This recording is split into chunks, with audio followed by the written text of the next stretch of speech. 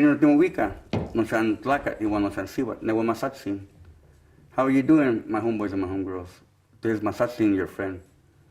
I'm coming to you again to remind you to join us for the Star Family Conference. Star Knowledge will be available for you on December 10, 11, 12, and 13 of 2012. We're getting together in Phoenix, Arizona for the Star Knowledge Conference.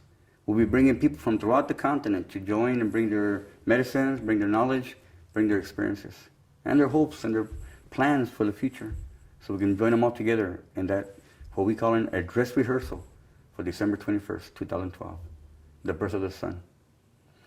In this continent, throughout the continent, our original peoples, our indigenous peoples, they call them, our original peoples, they had a relationship with nature, an incredible relationship, versus a religion, which people think that they had. But it's not a religion, but a relationship. A relationship with the earth, the wind, the fire, and the water. Our grandfathers call it Ipal Nemawani. It means where life comes from. These are the elements of life. And everything that exists, everything that moves on the face of the earth has these elements to move it. And that makes us all the same, these four elements. And very interesting, because unfortunately, as history has been written, misunderstood, misconstrued many times, sometimes on purpose, sometimes by accident, sometimes by mistake. But nonetheless, misconstrued, to the point that it leaves us almost orphans to the reality of our treasures in our ancient past. Myself, and personally, when I first started hearing about my ancient culture in schools, it was not very nice. Nothing that would make me or give me desire to learn any more about it. But I was fortunate that I met the ancient people who had knowledge and wisdom and could really interpret these symbols, and started explaining to me and sharing with me that there was more to it, to these symbols, than was written in history.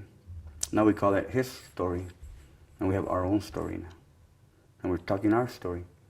And our story tells us that, well, like I said before, we're brothers and sisters to everything that surrounds us. Our story tells us that our grandfathers were determined to find a method or a way or a system that would help them live in harmony with everything that surrounds them.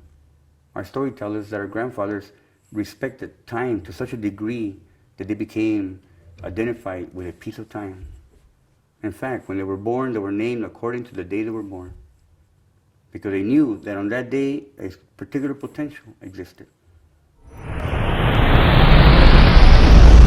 To attend or live stream the 2012 event of the year, go to starknowledgeconference.com.